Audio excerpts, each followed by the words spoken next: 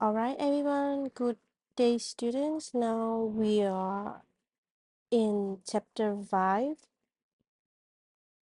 We were talking about innovative e-commerce system from e-government to e-learning, collaborative commerce, and C2C commerce. So C2C is customer-to-customer e-commerce. Okay, so let's get started.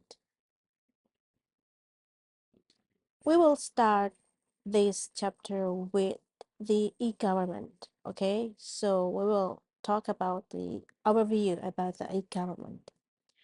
So e-government, it's something that government who is going digital, just like how you use the apps for everything now. So basically, e-government is when the government uses technology and the internet to provide services to people like you and like me, for everyone. And instead of making us waiting in long lines in the government offices, okay? And there are different types.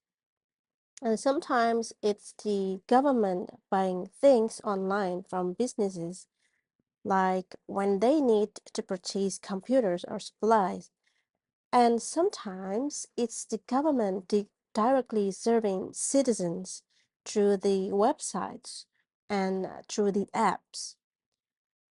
And you know how in Taiwan, you can use your health card digitally, or maybe you can also vote electronically in some cases, or even apply for various certificates online, right? So that's all the e-government. And the main idea is to make government services more convenient, faster, and accessible. So instead of taking a day off to go to the government office and fill out paper forms, you can just do the same thing from your mobile phone or maybe in your computers. Just a few minutes, right? So you don't need to go to the government office in this case. And it's basically the government trying to keep up with how we live our digital lives today and making public services as user-friendly as ordering food through a delivery app like a Uber Eats, Foodpanda, and maybe we have one more. It's called Lalamove, right? To move things from one side to the other place, right? Now let's break down the e-voting process diagram. Okay, so in this slide, we can see the process of e-voting. Well, actually, it's quite fascinating how the technology can modernize something as a fundamental as voting. And think of it like a digital election ecosystem that works like this. Okay, first, everything starts with an election event at the top. Okay, here. It starts from the election event at the top, and which triggers two main paths. Okay, one for managing the candidates. Okay, this is this here, and another for managing the voters. Okay, and the candidate sides handles the nomination, handles the responses, and creates the final candidate list that goes into a database. Meanwhile, okay, the voter side manages the registration, creates voter database, and prepares elections lists with all the polling information. And here's what it gets interesting. The voter can participate through the different channel, whether it's the traditional postal or paper ballots or the electronic ballots through what they call a voter channel gateway. Okay. Once the votes are cast, they go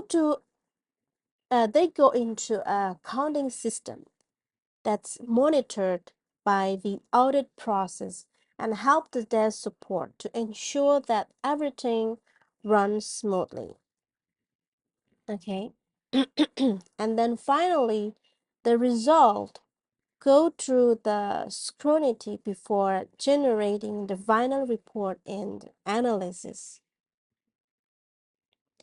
So it's basically like having a traditional election, but with digital infrastructure supporting every step. So it's kind of like of how online shopping has all this behind the scenes system working together to get your package delivered, and except here we are delivering it democracy. Okay. And the beauty is that it maintains the security through the multiple checkpoints while making the whole process more efficient and accessible. All right. Okay, everyone, now let's talk about the government to business, G2B. Okay, G2B for short. And this is basically when the government acts like a big corporate customer shopping online. But instead of buying clothes or gadget, they are purchasing everything they need to run the country. Okay?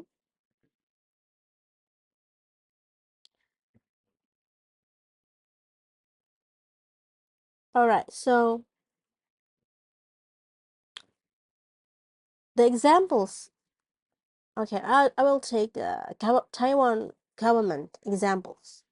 They need to buy thousands of computers, maybe for schools, maybe for medical equipments or hospitals or office supplies for government buildings.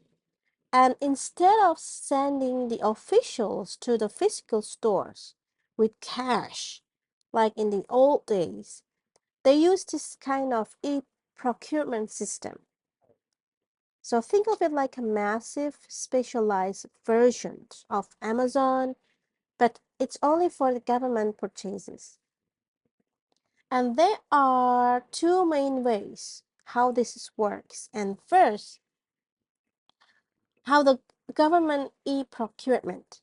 Okay, so where they post what they need online and the companies can bid for these contracts digitally. And it will make the whole process more transparent and more efficient in this case. And secondly, there's a group purchasing, which is like when you and your friends buy things together to get a bulk discount. Except here, different government departments combine their orders, so they will get the better prices and save the taxpayers money.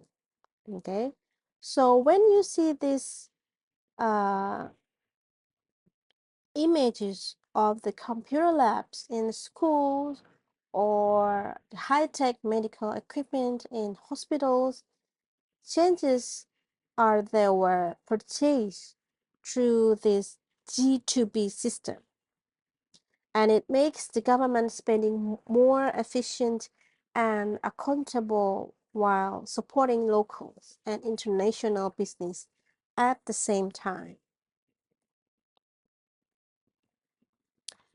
Okay, now let's dive into these two categories that all about how the government talks to itself and its own people. First up is government to government, G2G for short. Imagine this as different government departments or even different countries' governments using digital system to communicate and to work together.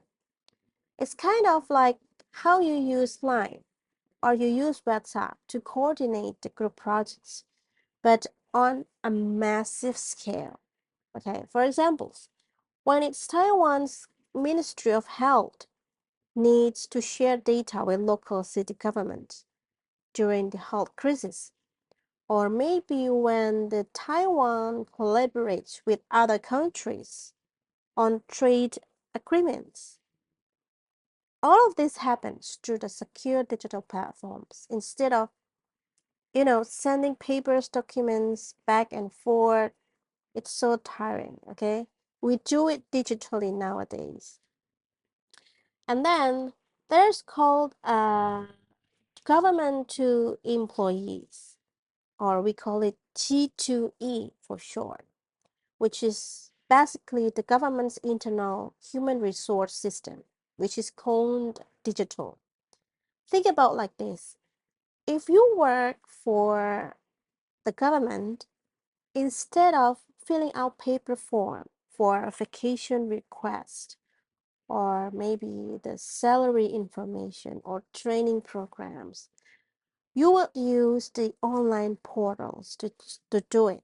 Okay, just like how many of you probably check your university grades and the course information through the school's online system, right? And the goal here is something called internal efficiency and effectiveness, okay, or E, oh, IEE, okay, IEE, which is just a fancy way of saying let's make the government work smarter, not harder, okay? So it's like upgrading from sending emails one by one to using a group chat. Everything becomes faster and more organized and less likely to get lost in the software. All right, now let's talk about how the government is evolving, just like how the social media changed the way we communicate. All right, so we've moved from basic e-government to something called Government 2.0, which is basically the government learning to use all those social media platforms you use in these images, right? In these images, like a Facebook, Instagram, TikTok, YouTube, Line, and so on. And think about it this way. Instead of government being like that, boring, formal teachers who only use lectures from textbook, the government 2.0 is like a cool professors who use memes, create engaging videos, and actually responds to your comments. And this transformations means that the government now use Web 2.0 technologies, which are basically are those interactive social features that we love to actually have conversation with the citizens rather than just broadcasting informations. Okay. So, for examples, instead of just posting a boring announcement on a government website that maybe nobody reads, but they will do responding to a citizen questions on the Facebook, or maybe they will use the Instagram stories to show behind the scene government work. Okay. And the promise of the Government 2.0 is that it makes government more transparent, more accessible, and more responsive. It's kind of like how you can use the DM, the direct message, your favorite influencer, and sometimes they actually reply. Okay, it's about breaking down that wall between the government and the people. and make the public services feel more like the apps and the platforms you actually enjoy using every day. Okay. All right, class. Now let's talk about mobile government or M government. This is basically putting government services right in your pocket through your smartphone. And you know how you can order food, book rides, check your bank account, and do pretty much everything through your mobile apps. Well, the AIM government does the same thing for public services. And look at those images. You can see a transit map and then what appears on the earthquake, right, information system, and which are the perfect examples on how this works in real life. And here in Taiwan, you probably already use some government services without even realizing it, like checking the MRT schedule and then receiving the earthquake alerts, or maybe using the digital health cards. And the benefits are obvious. You can access government services 24 hours and 7 days from anywhere. No need to take time off work to visit offices. And everything is, much faster and more convenient nowadays. Okay? However, there are some implementation challenges too. Not everyone has smartphones or good internet connections. Some older citizens might struggle with apps, and there are always security concerns when dealing with the personal data on mobile services. Okay, and plus, government needs to make sure their apps work on different phones, on different operating systems.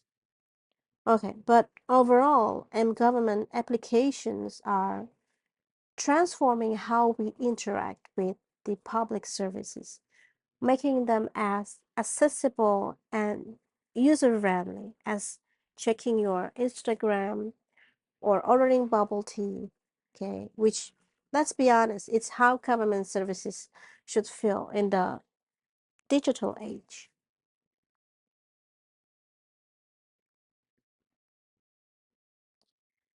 Okay, now move on to the next one about e-learning, e-training, and e-books.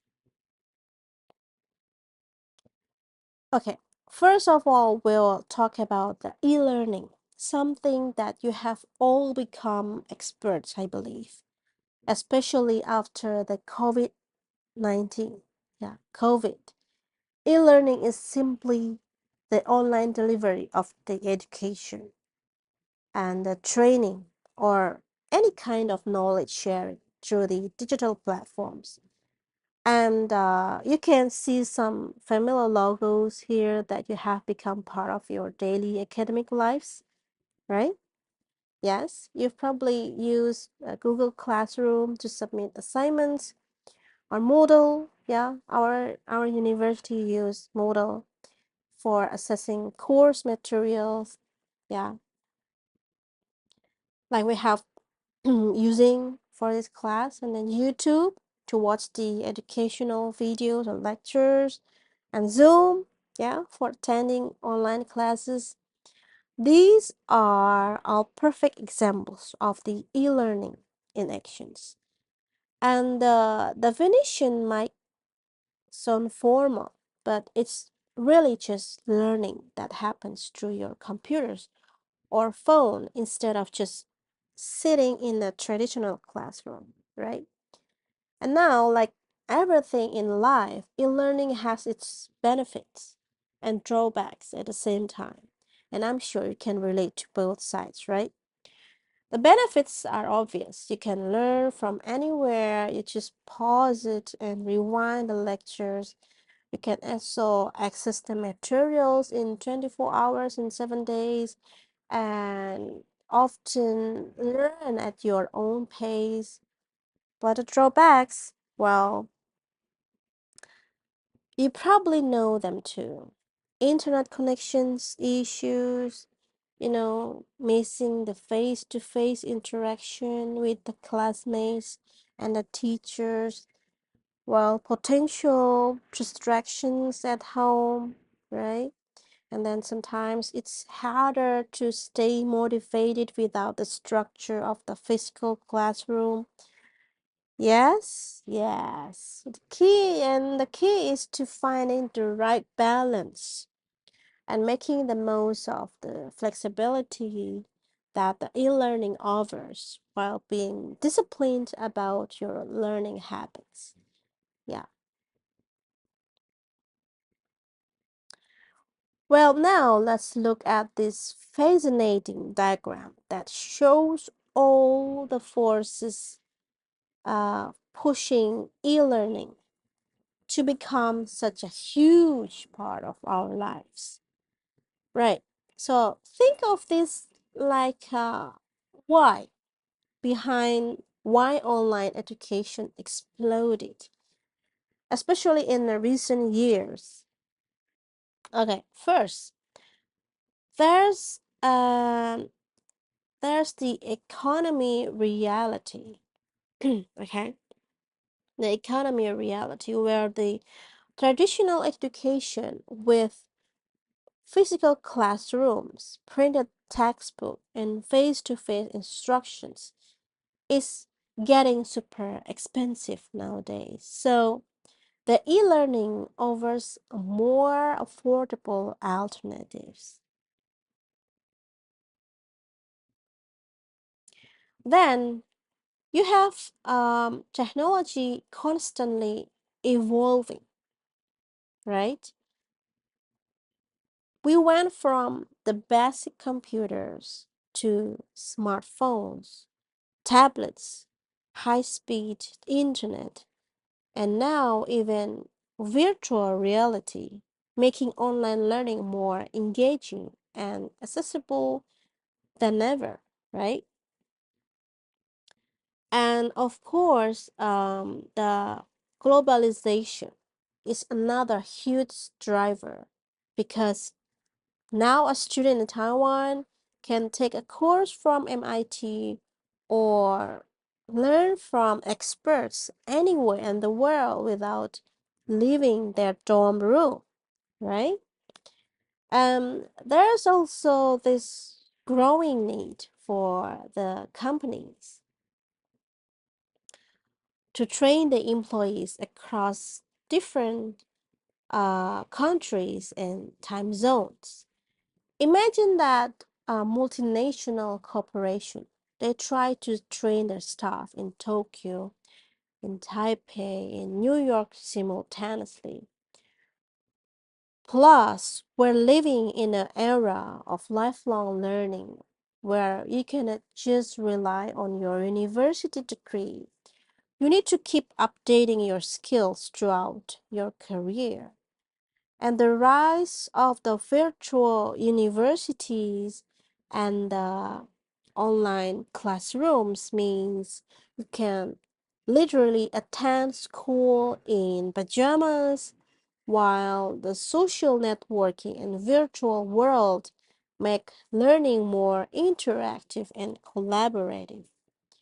All these factors work together like a perfect storm, you know, making e-learning not just a nice option, but often a necessity in our modern world. Okay, now let's talk about distance learning. Okay, distance learning, something that we are doing now, right?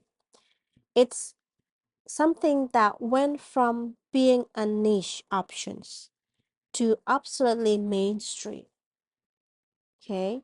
Especially after the pandemic.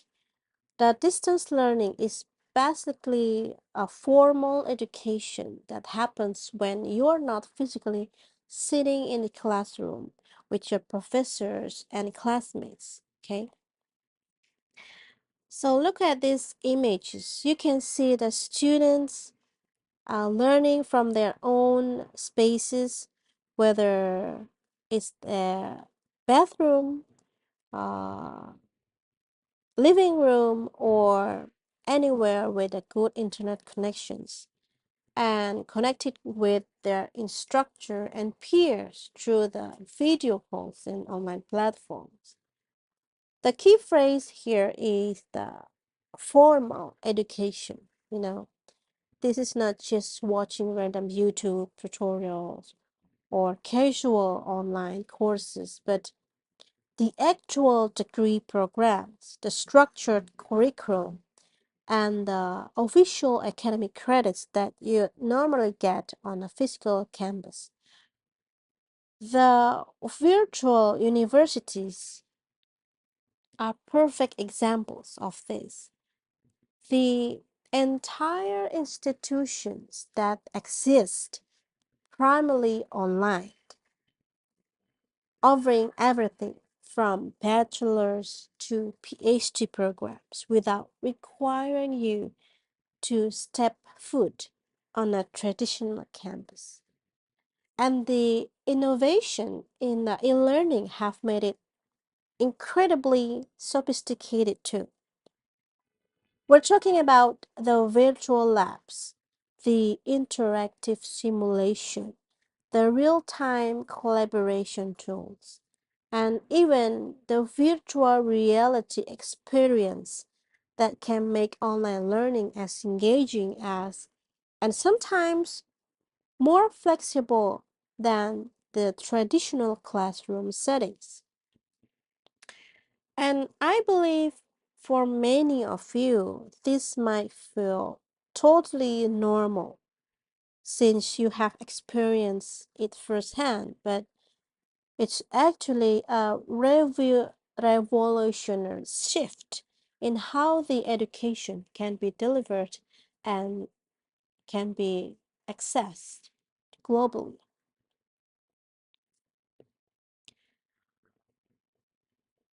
Let's dive into two really interesting trends that are changing how the people learn and develop their skills. Okay, first up is the online corporate training. Well, this is basically when companies create digital training programs for their employees. So instead of just flying everyone to a conference room for a workshop, okay, think about it like this. Instead of, McDonald's bringing all their managers to the headquarters to learn about the new procedures, they can create online modules that employees complete on their tablets during the break, saving tons of money and time while ensuring that everyone's get the same quality training. Okay. And next up, the social learning. So social learning is where things get really cool and probably more relatable to your generation. This is where the learning that happens through the social networks and the social software tool. So basically, it's turning platforms like, Facebook groups, LinkedIn, or even Reddit into educational spaces. Okay. And you've probably experienced this without realizing it. Like when you join a study group chat online and then maybe participate in programming forums on Reddit, watch educational TikToks, or learn new skills through the YouTube communities where people comment, share tips, and builds on each other's knowledge. It's learning. It's part of the learning that feels natural and social rather than the formal and isolated. And the beauty of the social learning is that it mimics how the humans naturally learn through the observation, through the interactions, community, and it's it's happening on the digital platforms where you can connect with the learners and experts from all over the world, so making the education more collaborative and engaging than the traditional classroom settings.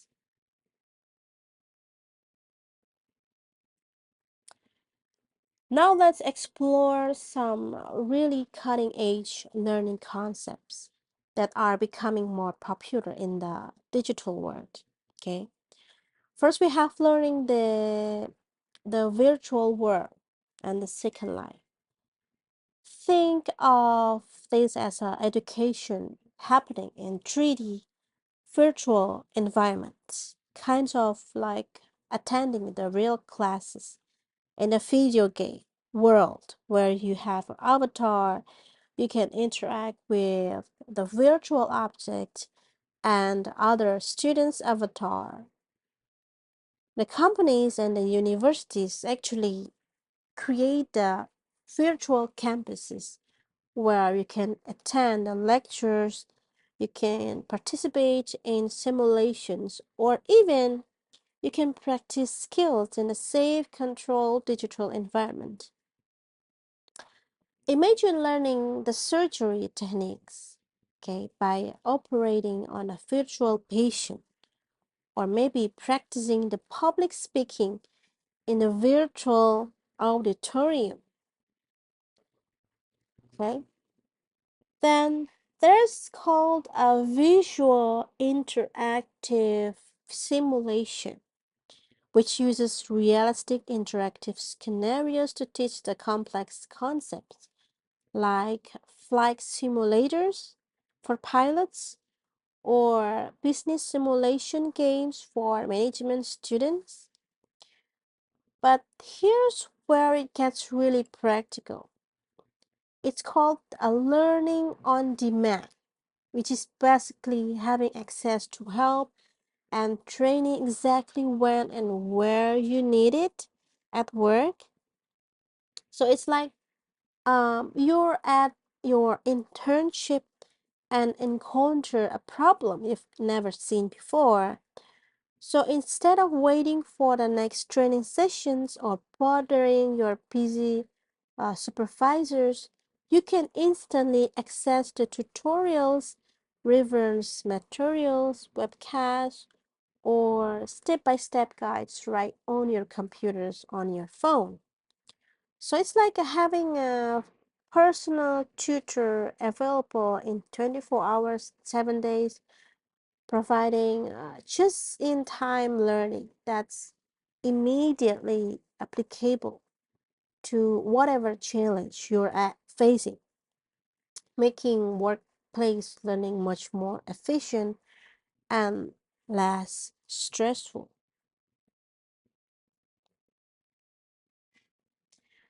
All right, can you see this picture? Well, it's Sim Magic Trainee Progress Chart. Well, this is a perfect example of how the sophisticated e-learning platforms can track and visualize the learning progress in real time. And as you know, our new websites, the iLearning 2.0, also can track your learning process in real time. Okay. All right. So in these slides, okay, think of Sim Magic as like a video game for professional training. But instead of leveling up your character, you're leveling up your job skills through the simulation. Okay. And what you're seeing here is basically a comprehensive dashboard that shows how well the trainees are performing across the different areas. And on the left, there's a bar chart showing the operation accuracy ratio, and imagine this tracks how accurately someone performed specific tasks in a simulation,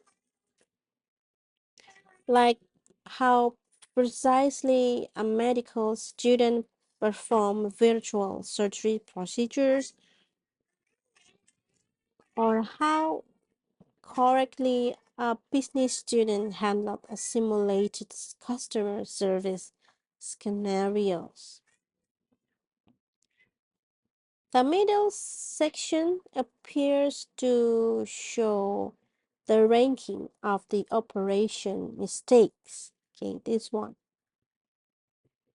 which is incredibly valuable because it tells the trainers which errors are most common, and then it will help them to focus on those problem areas.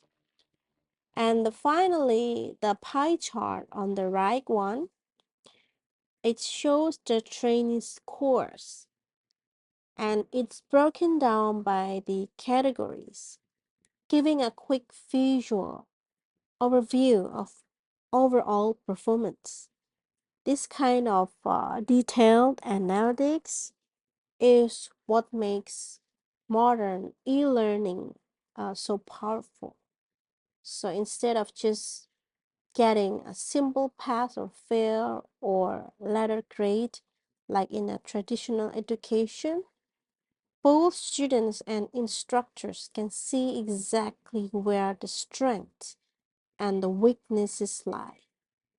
So it makes the learning process much more targeted and effective.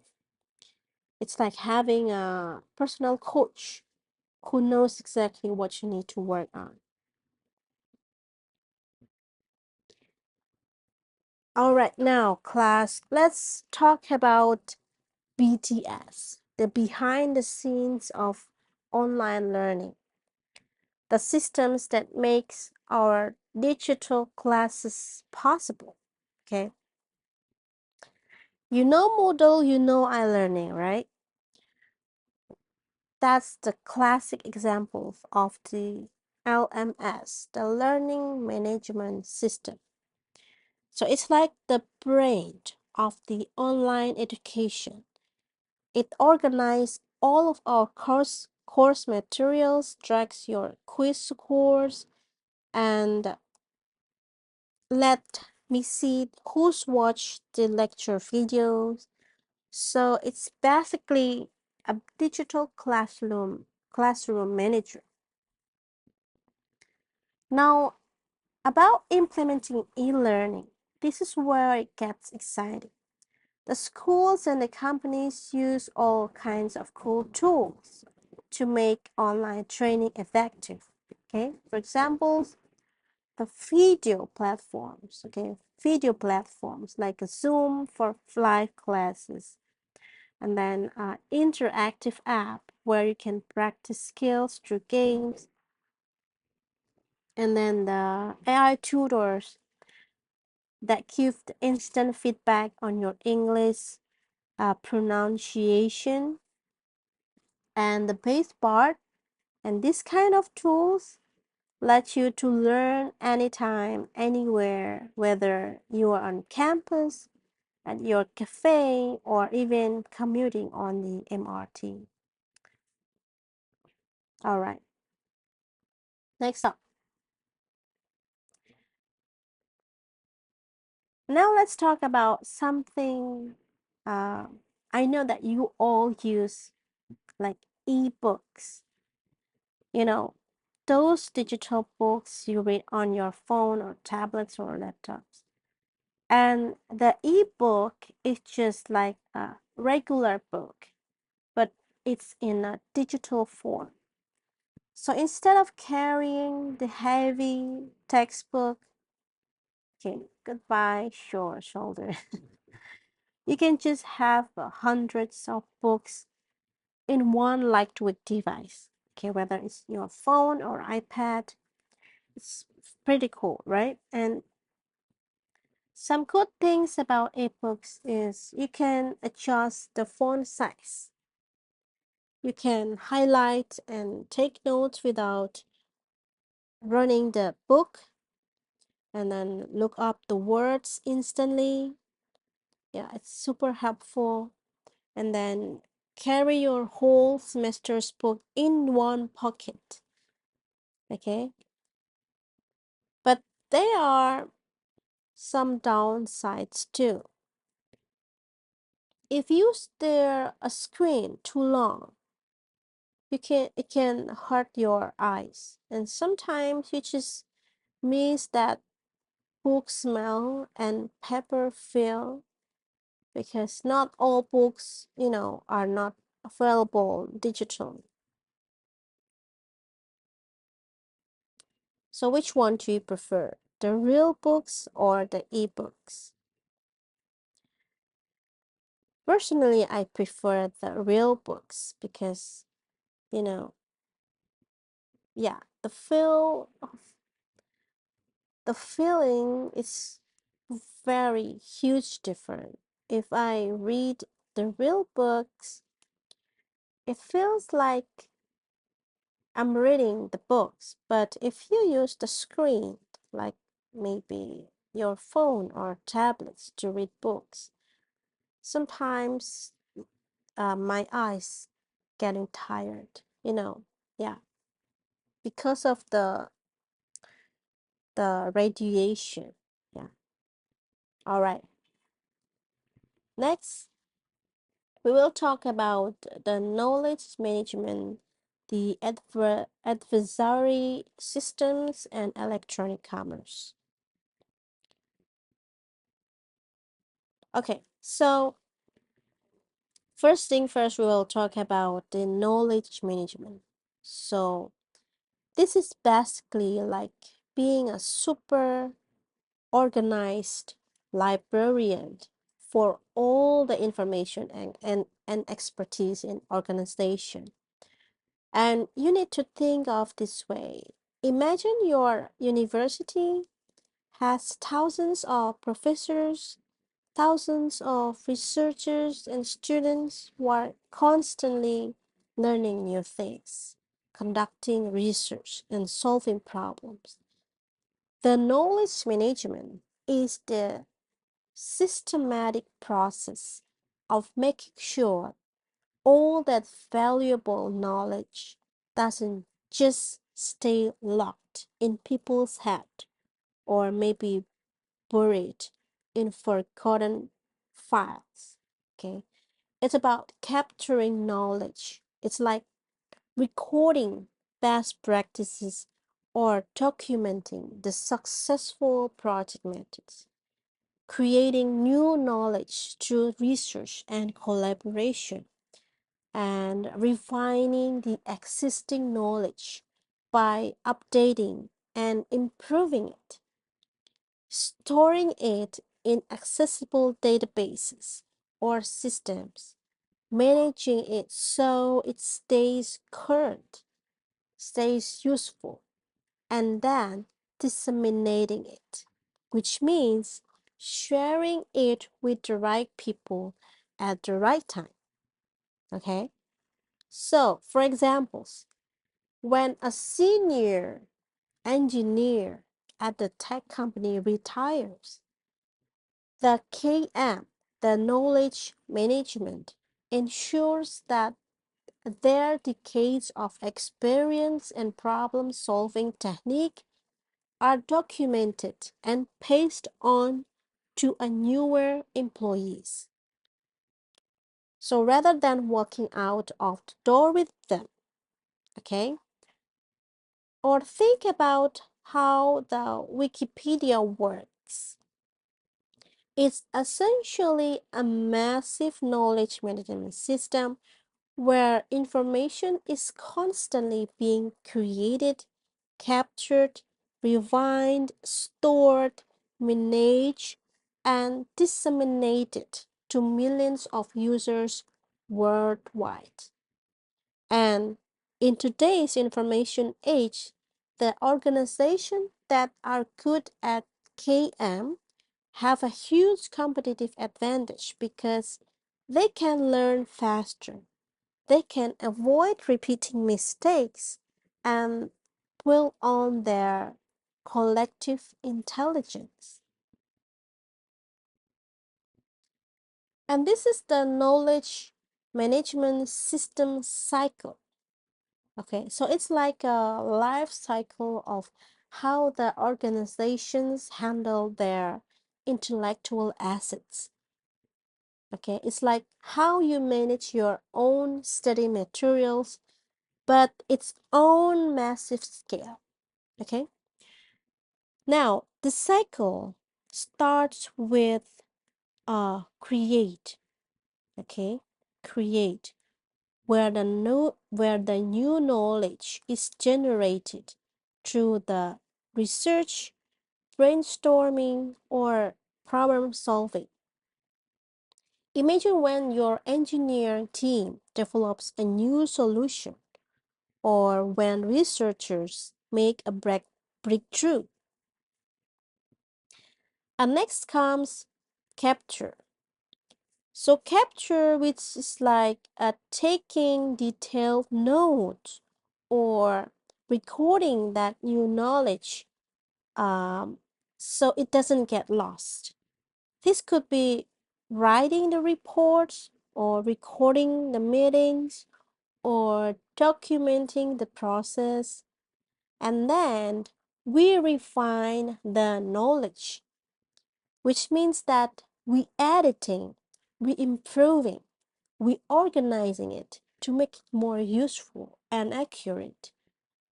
It's just like how you might revise your class notes to make them clear. And then we store we store them.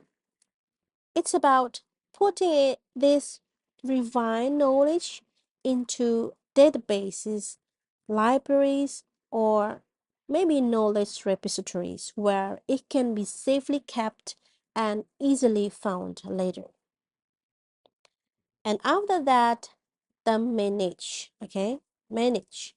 Manage evolving, maintaining, sorry, the manage involves maintaining these knowledge assets, like updating outdated information and then organizing content and ensuring the quality control. And finally, disseminate. Okay, it means sharing this knowledge with the people who need it, whether through the training sessions, the internal wikis, or the knowledge sharing platform. And the beauty of this cycle is that it's continuous, okay? The access and evaluate. It feeds back into the system, okay? Helping the organizations to understand the knowledge which is most valuable and where the gaps exist, leading to the creation of the new knowledge and starting the cycle all over again and again.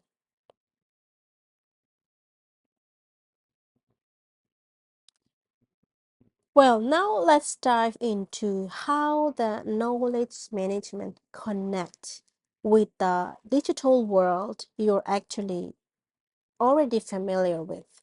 Okay. The knowledge sharing through the software tools is basically what you do every day, maybe without you even realizing it. Think about how you share the study notes through the Google Docs, collaborate on group projects using Slack or Discord or the or any other tools, and how the developers share code on GitHub.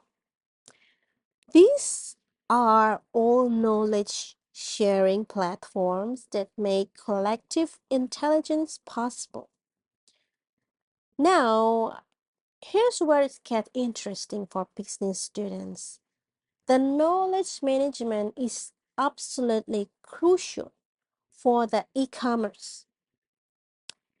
You know, when you shop on platforms like Shopee or PC Home, the recommendation system, that suggests the customers who bought this also bought that, it's powered by the knowledge management system that capture and analyze the shopping patterns. The customer service chatbots that answer your questions, they're drawing from the knowledge uh, database. Even the product's review and ratings are forms of the crowdsourced knowledge management. The knowledge management and the social networks is where things get really exciting. The platforms like LinkedIn, the Facebook groups, or even the Reddits are essentially massive knowledge sharing ecosystems where the people can create knowledge through the post and discussions and then share the expertise across the networks, and finally deploying the knowledge management technologies, meaning that putting all these systems to work using artificial intelligence, machine learning, and data analytics, not to not just store information but to actively learn from it and make it more useful. So it's like turning your organizations into a learning machines that gets smarter over time.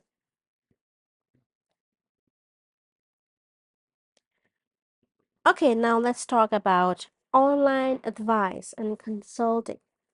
So this is basically the digital transformation of the professional expertise and guidance. You've probably already experienced some of these services without even think about it. Okay. The medical advice platforms are everywhere now. And think about the telemedicine apps where you can consult with the doctors via video calls, or the health websites where you input the symptoms and get the preliminary diagnosis. The management consulting has gone digital too,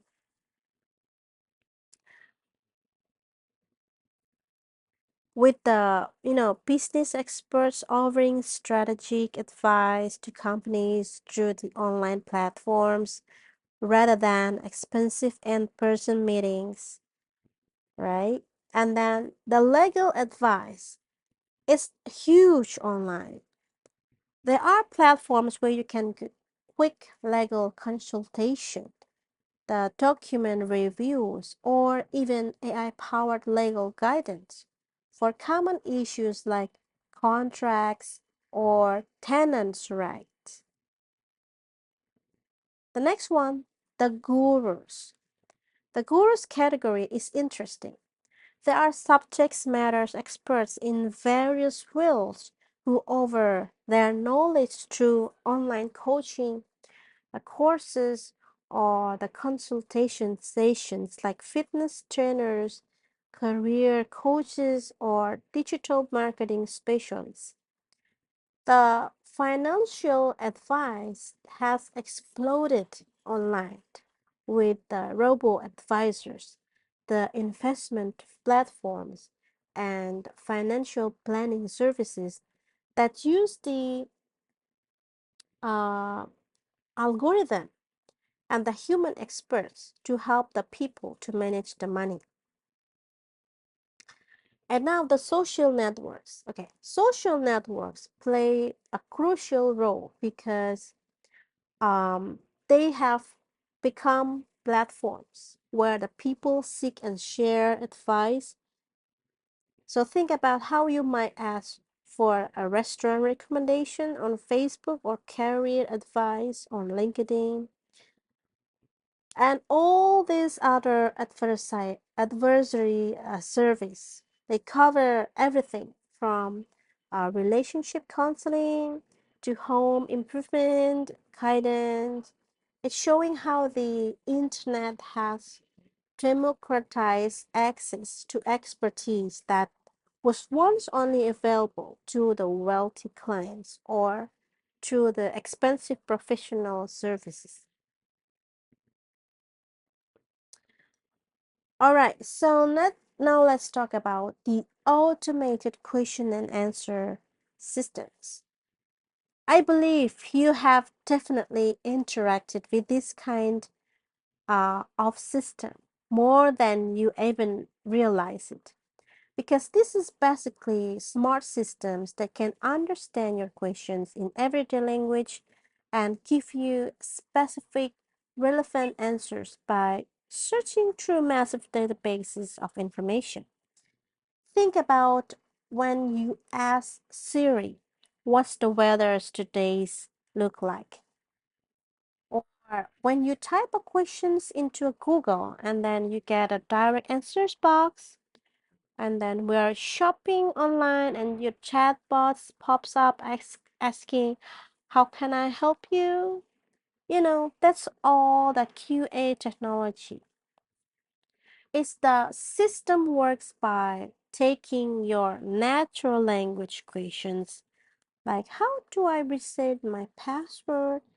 It's understanding what you're really asking for, searching through its knowledge base, and then providing a specific answers rather than just giving you a list of links to a short truth.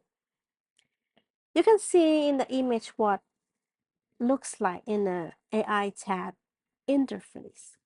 This represents how these systems have evolved to be conversational and user friendly.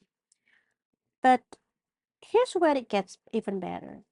Many QA systems now offer live chat with the experts, which means that if the automated systems cannot help you, it can seamlessly connect you with the real human expert, a super smart librarian who knows where to find every piece of information instantly. And if they cannot help, they will immediately introduce you to a specialist who can solve your problems. This kind of technology is revolutionizing the customer service, the technical support, and information access across almost every industry.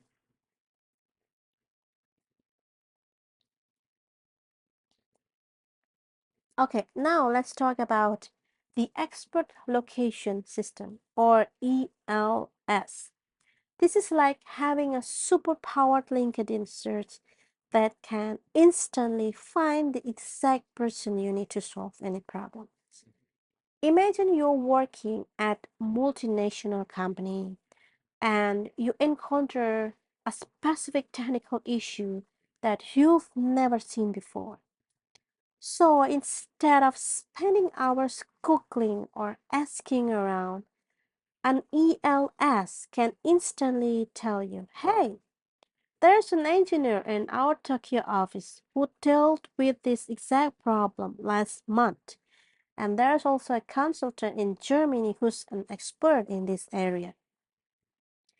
These interactive computerized systems are basically like having a smart matchmaker that connects people with problems to people with solutions, whether they're in the same building or on the other side of the world.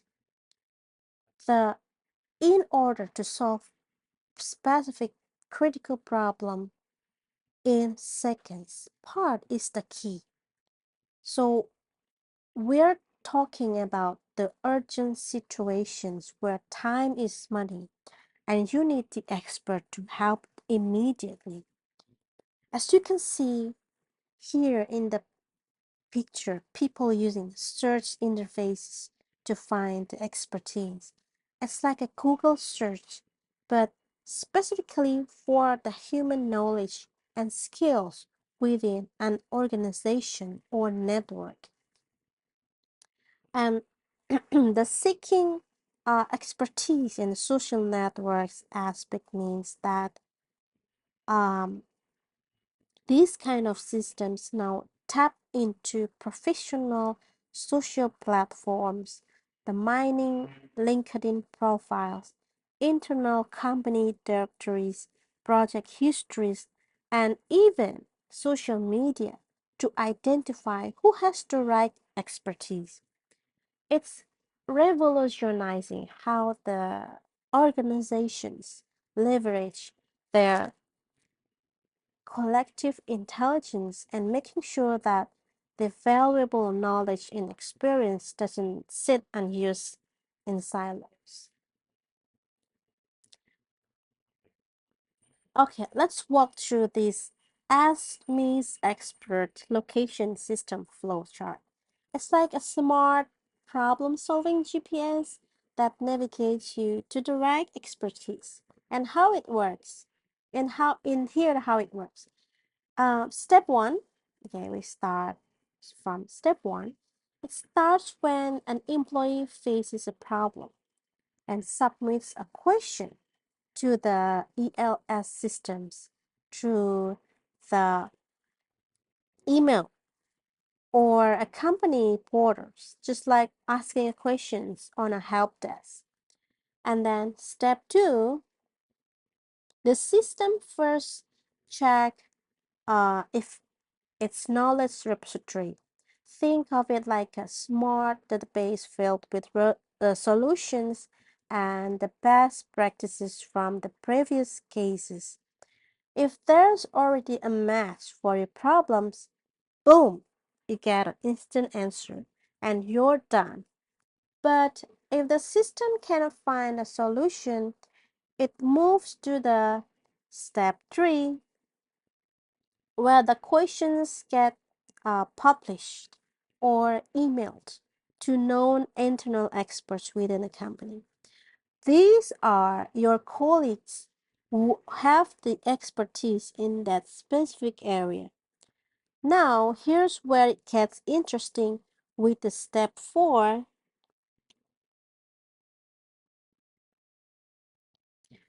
There's a decisions point asking, is the solution approvable by boss or the committee? This is crucial because some solutions might need management approval before implementation, especially if they involved cost, policy changes, or significant risk. If the internal experts cannot create a new solution, or if the solution is not approved, the system escalates to go to the outside expert.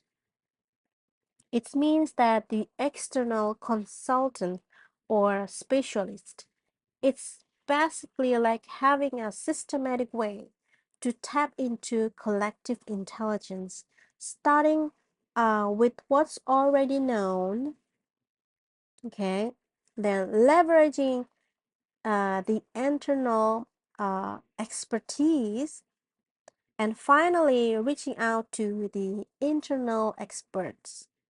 It's when it's needed, okay, ensuring that no problems goes unsolved while maintaining the proper approval process. Now let's talk about the collaborative commerce. So this is basically when the businesses use digital technology to work together like a well-coordinated teams instead of operating in isolation. Think of C-commerce. C-commerce as the companies joining forces through the digital platforms to collaboratively plan, to design, to develop, and then to manage and to research the products, services, and innovative e-commerce application. So it's like when you and your classmates, you're using a Google Workspace to work on a group project together in real time, but scales up to entire corporations working together across different countries and time zones. The key concept here is the collaborative hub, or the C hub, which acts like a digital headquarters for this collaboration. So imagine this one company, let's say a major retailer, creates a C hub that serve as a central control point for their entire online marketplace.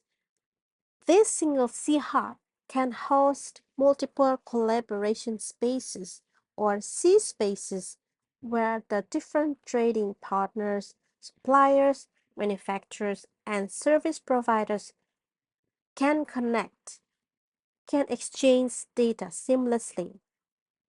Okay, for example, when you order something online, the C Hub might coordinate between the retailers, the manufacturers, the shipping company, and the payment processors all at once, and making sure that everyone has the information they need to fulfill your order efficiently. It's like having a digital conductor uh, orchestrating a complex business symphony. So where all the different players can see the same sheet music and play in perfect harmony to deliver better products and services to the customers. All right, everyone. This diagram shows you the complete ecosystem of how the C-commerce systems, which is actually work in practice. It's like seeing the engine of the modern collaborative business. Okay. On the left side, the process. Okay, the process where is basically a continuous cycle of how the companies make the decisions and work together. It starts with the strategy decision making, like decision uh, like deciding what products to develop, and then moves into the products and service design, which is actually creating those products, and then collaborating with business partners, working with the suppliers, the customers, and the distributors, followed by the demand feasibility and forecasting. It's predicting what a customer will want, and then the supply chain feasibility and the planning. So it's like making sure you can actually deliver those products. This cycle keeps spinning because business is dynamic and constantly changing. All right. Now, on the right side, we see the elements and the task, where shows all the technology and the people that make this collaboration possible. The data flows from the enterprise systems, okay? It's like the ERP for managing resources, and then the engineering system, like a CAD drawing or blueprints, and the website data is to track the what customer are doing online into a central repository. Think of it like a brain that stores all the information, and this data gets analyzed by business intelligence tools, and then it gets displayed through the portals and visualizations that different stakeholders can access. Okay. And the cool part is how this connects everyone, okay? The suppliers, the component designers, the government agencies, the customers, the manufacturers, okay, and the retailers, and the engineers, the marketers, the human resource, uh, the finance teams, all working together, okay, through these digital platforms and sharing the real-time information to make the better decisions faster. Now let's talk about the collaborative commerce. Okay, it's basically when the business work together like best friends to make shopping better for customers. The key example here is something called the vendor managed inventory, or VMI for short. Now let's imagine you're running a 7-Eleven store in Taipei. And instead of you having to constantly check if you're running low on snacks or drinks and then calling suppliers to order more, the suppliers themselves take care of this for you. That's exactly what VMI does. The vendors like Coca-Cola or a snack company monitors your store's inventory levels and automatically decides when to send you the new products and how much to send. And look at this diagram, okay? You can see the vendors on the left keeping track of everything and then sending the delivery goods through the trucks to the retailer store on the right. And this is super smart because the vendors knows their products best and can predict demand patterns better than the individual store owners. Target is a perfect example if this many of their suppliers actually manage their own inventory space in Target stores. So when you see shelves being restocked, it might be the brand's owned people doing it rather than the Target employees. It's like having your friend who knows exactly what you need automatically bring you stuff before you even realize you're running out. Okay, so now let's break down the Target's extranet system.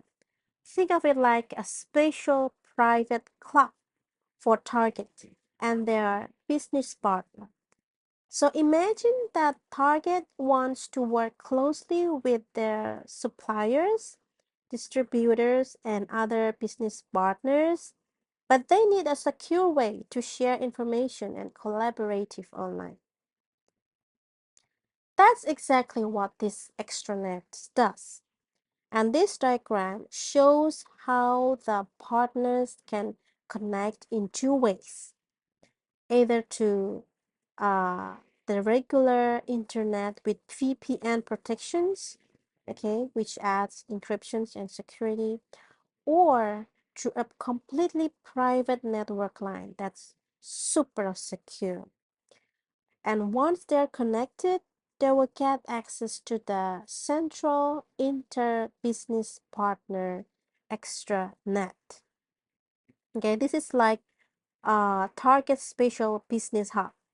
From here, the partners can access various web applications on the left side, okay, like customer service, um, and then inventory management, supply chain system, and so on and so on. And think of it like different rooms in a business security, business buildings where each of room serve a specific purpose. And the security sections on the right ensures everything is protected with the access controls, with authentication, with the digital certificates, basically making sure only the right people can access the right information. Okay.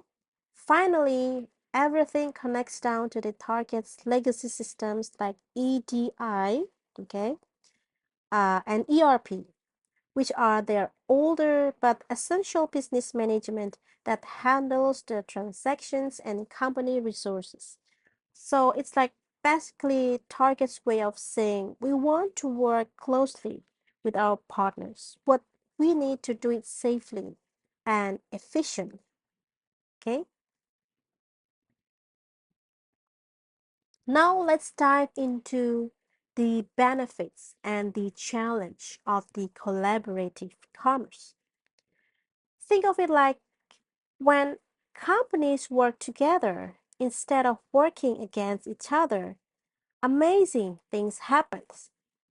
First, they can dramatically reduce transportation and inventory cost because they're not duplicating efforts.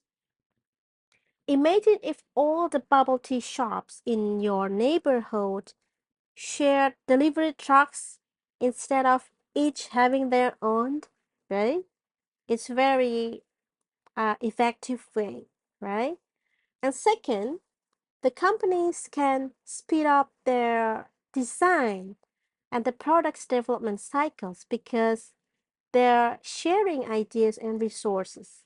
It's like when you work on the group projects and everyone brings their best skills to the table. You finish faster and you create the better results, right? And the third one, this is very important. The collaboration eliminates what we called the channel conflict. You know how sometimes you see the same products being sold at different prices in different stores? It creates confusions, right? Well, when companies collaborate properly with their dealers and retailers, everyone's on their same page about pricing, about distribution, right? However, implementing this kind of collaborating commerce is not easy. I know, yeah, it's not easy. There are definitely barriers to overcome, like getting different companies with different systems and cultures to work together smoothly. So it's kind of like trying to coordinate a group project with classmates from different majors who all have different schedules and working styles. But once you overcome this collaboration challenge, the benefits are huge for everyone to involved, including us as the customers who gets better products and services. Okay, now let's talk about consumer to consumer electronic commerce, or C2C for short. This is basically when the regular people like you and me sell stuff directly to each other online. So think of it like this way. Instead of going to a traditional store where a business sells to you, C2C is like having a massive digital night markets where everyone can be both a buyer and a seller. The most obvious examples you probably already use are platforms like Shopee. You might sell your old textbook or clothes, or even global platforms like eBay or Etsy that you see in the image. There are several types of C2C activities. You've got auction sites where the people bid on items, like when you're trying to get that limited editions items and competing with the other buyers. The classified ads.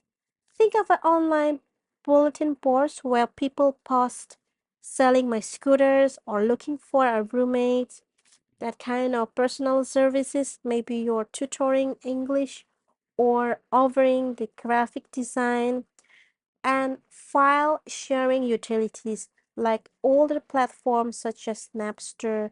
What's really cool is that the C2C has expanded into a social network and virtual properties. So you might be selling virtual items in online games or even trading digital collectibles. It's basically turned everyone into potential entrepreneurs, and the platforms like Amazon now even let individuals sell alongside the big businesses. It's pretty amazing how technology has made it possible for any of us to become the online merchants, right? Okay, everyone,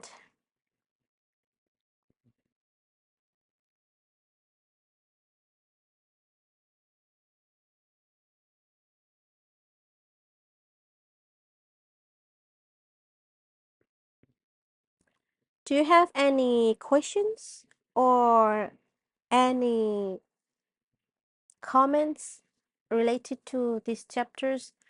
You can post it on the forums, okay? Discussion forums.